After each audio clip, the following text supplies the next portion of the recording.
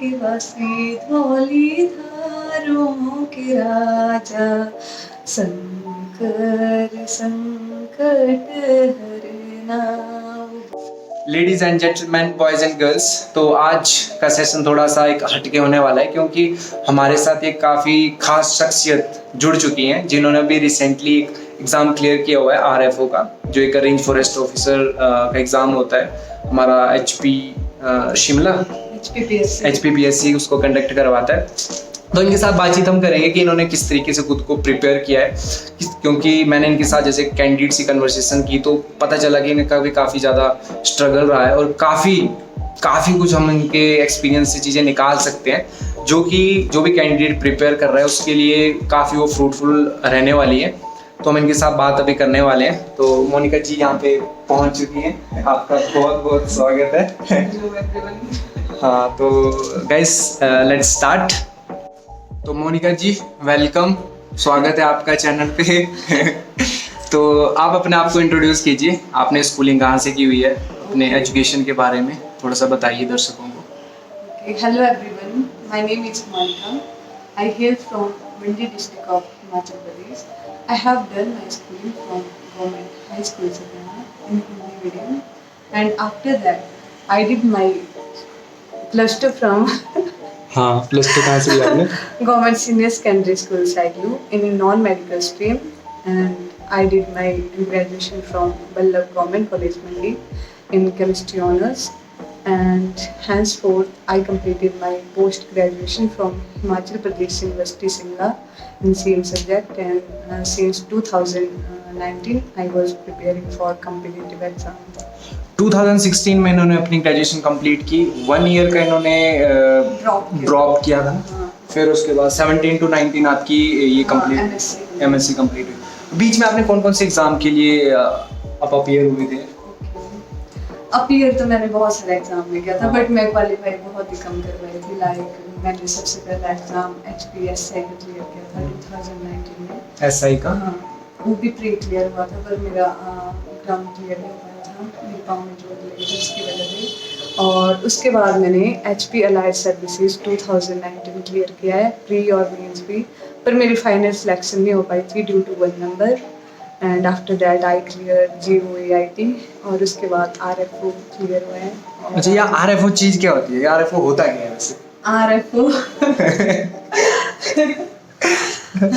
RFO एक gazetted post है, range forest officer. इसके अंदर फॉरेस्ट गार्ड और DO BO ये सारे आते हैं इसमें।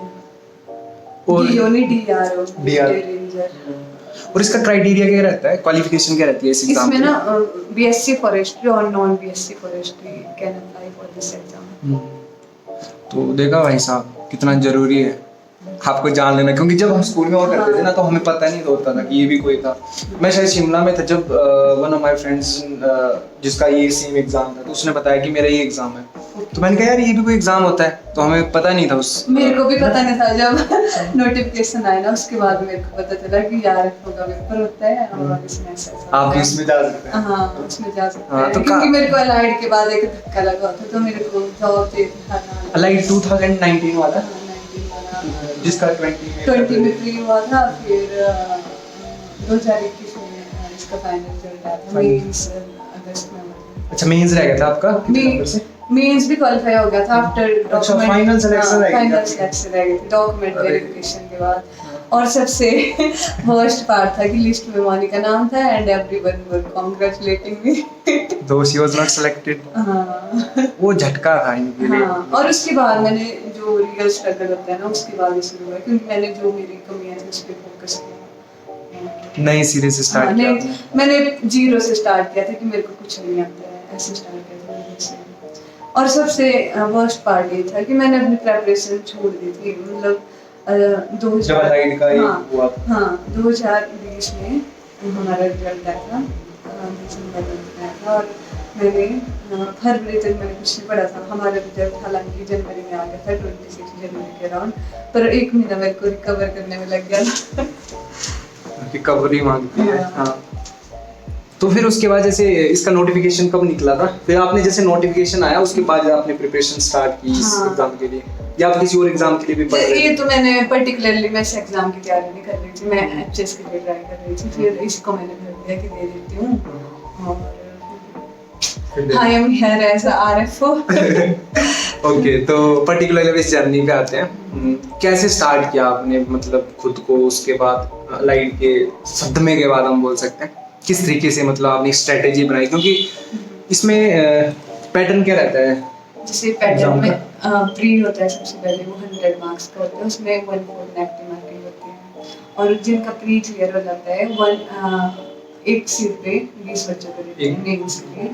फिर जिनका मेंस में 40% इंडिविजुअल सब्जेक्ट में पास होने चाहिए और एग्रीगेट मार्क्स तुम्हारे 45% होने चाहिए, तब तुम क्वालिफाई माने जाओगे। फिर जिनका मेंस क्लियर हो जाता है उसके बाद होता है इसमें फिजिकल फिटनेस टेस्ट। जो मेंस होता है ना उसके अंदर उसका क्या ही रहता है, आपने बताया? मेंस में जैसे सबसे पहला पेपर इंग्लिश का होता है, उसमें ऐसे भी होता है 100 मार्क्स का, लैंग्वेज का, और फिर जीएस का पेपर होता है 100 मार्क्स का, और लैंग्वेजेस कंपल्सरी होता है या जस्ट क्वालिफाइंग क्वालिफाइंग? उसमें 40% होता है उसमें भी। और उसके बाद ऑप्शनल होते हैं, जैसे तुम्हें 2 ऑप्शनल चूज करने पड़ते हैं, मेरा ऑप्शनल केमिस्ट्री था और जियोलॉजी था। केमिस्ट्री, जियोलॉजी तो मैंने ऐसे ले लिया था, हवा में निशाना मारते थे इन्होंने। जियोलॉजी ऐसे ले लिया था क्योंकि मैं ऐसे थी यार, एक सीट है कहाँ ही हो पाएगा, चलो चिल मोड में ले लेते हैं। और फिर बाद में जब मेरा प्री क्लियर हो गया तो मैं ऐसे थी कि मैं कैसे पढ़ूंगी, अब जियोलॉजी कभी पढ़ा नहीं आता, फिर भी एक मंथ के अंदर तैयारी की इन्होंने। एक मंथ में तैयारी करी है। और मेरी फ्रेंड मनीषा करके है, उसने मेरे को अपने भाई की बुक्स दी थी। Manisha ji thank you. और भी मेरे जूनियर्स ने मेरे को, पता क्या हुआ था, केमिस्ट्री जो मेरी बीएससी की बुक्स है ना, वो मैंने पता नहीं किन किन को बांट दी थी, और मेरे पास जब मैंने तैयारी कर ली थी और मेरे पास बुक्स ही नहीं, कुछ भी नहीं था। मैंने बांट ये तो लड़ने आने के बाद तैयार ही नहीं। और फिर मेरी फ्रेंड श्रेया और मेरी जूनियर से हेमलता, उसने मेरे को केमिस्ट्री की बुक्स दी थी, और मनीषा ने मेरे को केम बांगर की बुक दी थी। इसके अलावा मैंने इंटरनेट, अच्छा ये जियोलॉजी की बुक्स हैं आपने? Geology, study of interior of earth. अच्छा इसकी, नॉट जूलॉजी। हाँ जो मैं इससे देख लो, ये होती हैं गलतियाँ। अच्छा फिर उसके बाद मेंस? हाँ मेंस, उसमें ऑप्शनल के पेपर 200 नंबर के होते हैं, तो उसमें 200 हाँ 200 नंबर के पेपर, और उसके बाद मेंस क्लियर हो गया तो उसके बाद फिजिकल वॉकओवर टेस्ट होता है। अच्छा हाँ। कितने इसके मैं क्योंकि जब देखा शायद मेंस जब निकल रहा था, एक लड़का और है जिसका यहाँ पे से हुआ, तो वैसे बात चली थी कि 25 कितने किलोमीटर चला? हाँ जैसे सबसे पहले हाइट मेजरमेंट होती है, फिर चेस्ट एक्सपेंशन मेजरमेंट होती है, फिर उसके बाद हमें लेके जाते हैं वॉकिंग टेस्ट के लिए। लड़कियों के लिए 16 किलोमीटर। 16 किलोमीटर, अरे यार। बॉयज के लिए 25 किलोमीटर। 16 किलोमीटर कितने मिनट्स में? 4 आवर्स में। 4 आवर्स हो जाता है? हो जाता है। मतलब जैसे यहाँ से 16 किलोमीटर कितना होगा रोहिन? यहाँ से नेरचो कितना है, सुंदरनगर कितना है यहाँ से? 22 किलोमीटर है, तो यहाँ से हो जाता है बड़े आराम से। हो जाता है? हाँ हो जाता है। ग्राउंड में? ग्राउंड में नहीं होता है, वहाँ कैचमेंट एरिया करके। अच्छा उनका catchment area, forest catchment area, Shimla वाला सेंचुरी, वहाँ पे ट्रैकिंग जैसा था। मजा आया उसमें? मजा आया था, बहुत मजा आया था। बीच बीच में जैसे फॉरेस्ट गार्ड होते हैं, तुम्हें ग्लूकोज बिस्किट पानी वगैरह प्रोवाइड करते हैं, पूरी खातिरदारी होती है पूरे। फिर हमने भी रखा है हमें तो लास्ट में हमें धाम भी खिलाई थी उन्होंने।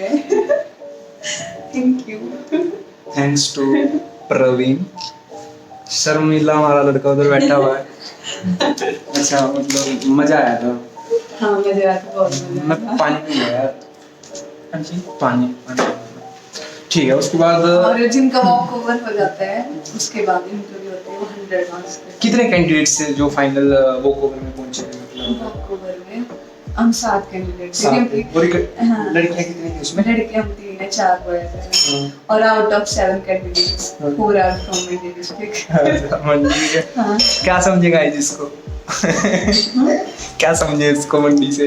मंडी से अपनी मेहनत है। हाँ मेहनत है, मंडी के बहुत ज्यादा प्रिपेयर करते हैं, हम यही बोलेंगे, बाकी हमने बोलेंगे। ठीक है।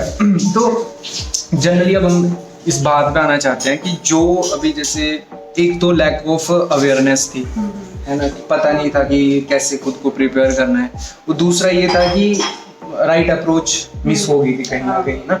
तो अभी जो जैसे जो स्ट्रगल फेज में आपने जो पर्टिकुलरली HPPSC के लिए तैयारी कर रहे हैं या RFO की तैयारी कर रहे हैं, कोई भी एग्जाम की तैयारी कर रहे हैं, आपके पास इतना ज़्यादा एक्सपीरियंस है, तो आप क्या बोलना चाहते हो कि जो गलतियाँ आपने की उनको हमें बताइए और उनको कैसे ओवरकम कम करना है, उनको थोड़ा सा आप हमें हमें और अदर कैंडिडेट्स को मार्गदर्शन दीजिए। मेरी सबसे बड़ी गलती थी कि मैंने अपना मीडियम वाइजली चूज नहीं किया था। हाँ ये सबसे बड़ी गलती थी। और मेरे को ऐसा लगता था कि मैं हिंदी मीडियम की स्टूडेंट हूँ, मैं इंग्लिश में ज़्यादा अच्छा परफॉर्म नहीं कर पाऊँगी। और जो हिंदी में आप पहले प्रिपरेशन कर रहे थे ना, वो शिफ्ट कैसे किया इंग्लिश में, वो बताना।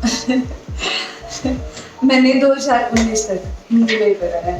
उसके बाद मेरे एक फ्रेंड थे उन्होंने मेरे को सजेस्ट किया कि आपने MSc की हुई है तो आपको अपना मीडियम चेंज करना चाहिए।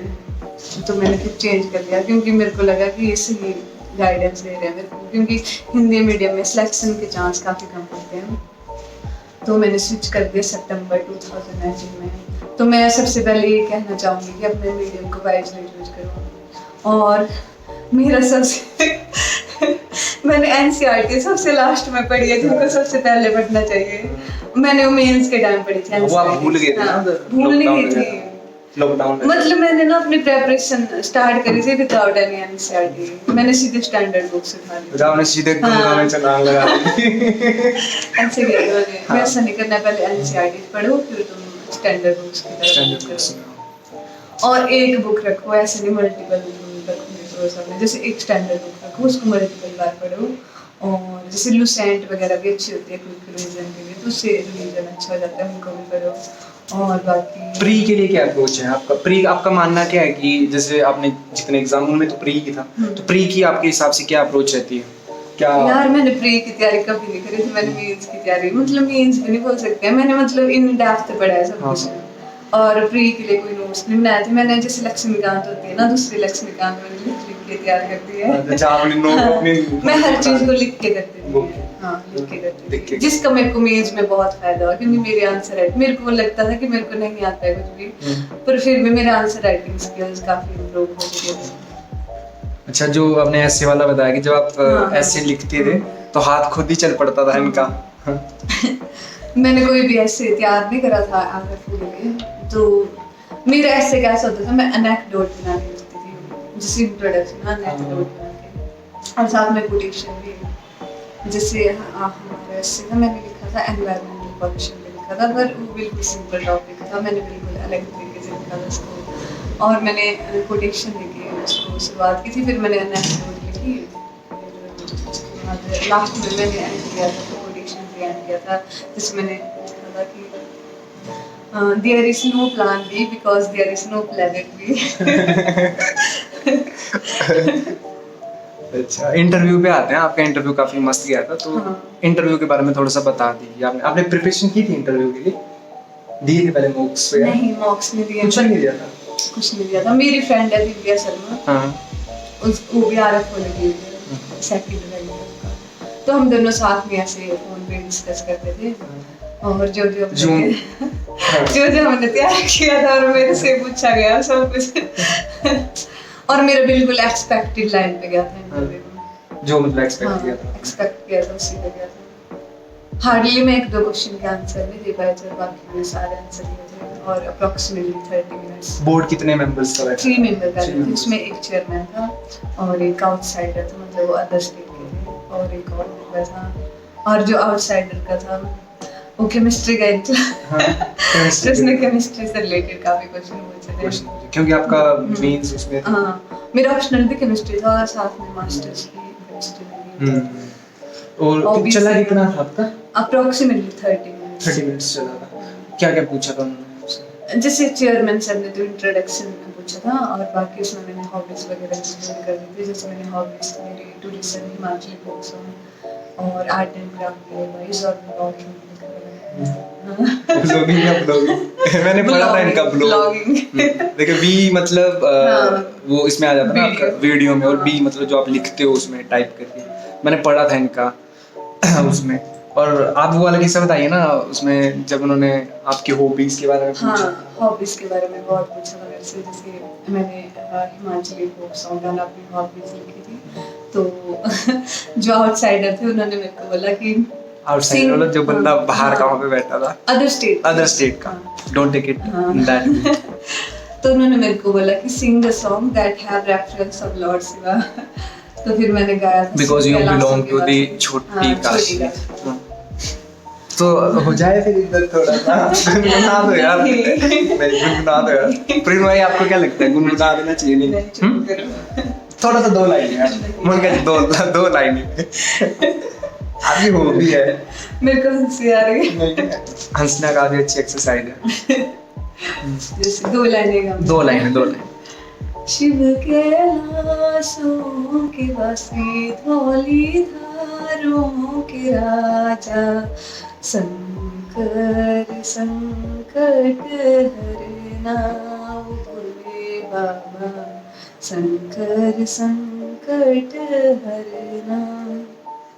बस हो गया। नहीं बहुत अच्छा गाया यार, बहुत अच्छा।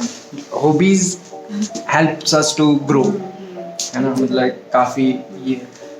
बाकी जो नए बच्चे हैं जो नए फील्ड में उतर रहे हैं उनके लिए आपका क्या मैसेज रहेगा? पहले तो मैंने बता दिया कि अपने सब्जेक्ट को वाइजली चूज करो जो तुमने मीडियम लेना है, और बाकी एनसीईआरटीज पढ़ पहले, उसके बाद तुम स्टैंडर्ड। न्यूज़पेपर वगैरह पढ़ते थे आप? हाँ पढ़ती थी मैं। एक टाइम था जब मैं 2 न्यूज़पेपर कवर करती थी, इंडियन एक्सप्रेस और फिर जिसमें घर पहुंची तो हमारे गांव में ऐसी फैसिलिटीज भी थी कि हमें न्यूज़पेपर मिल सके इजीली, तो मैंने 22 डेज का एनालिसिस किया, उस पे शिफ्ट कर लिया। कोचिंग वगैरह तो आपने ली? कोचिंग वगैरह वो ली थी एचपीयू से, बट उसका ज्यादा फायदा नहीं हुआ। मतलब संकल्प की जो आती है ना वो वाली, उसका ज्यादा फायदा नहीं हुआ। मैंने सेल्फ स्टडी करी है। बहुत बहुत बधाइयाँ। जितने दर्शक हैं हमारे उनकी तरफ से भी इनको बहुत बधाइयाँ। Thank you. और कोई अपनी तरफ से कोई मैसेज इस देश दुनिया, अब इलेक्शन आ रहे हैं कुछ बोलना चाहिए? No discussion on political issues. No but as a general awareness. मैं कैरियर के बारे में गाइड कर सकती हूँ। अच्छा, इसके अलावा फिर ट्रेनिंग वगैरह का क्या रहता है आपका? ट्रेनिंग हमारी 18 मंथ्स की, 18 मंथ्स की ऑल इंडिया लेवल पे होती है। होती कहाँ पे आपकी? ऑल इंडिया में शायद 9 फॉरेस्ट ट्रेनिंग इंस्टीट्यूट है, तो उनमें कहीं पे भी हो सकती है। जैसे अदर स्टेट के बैच भी आते हैं।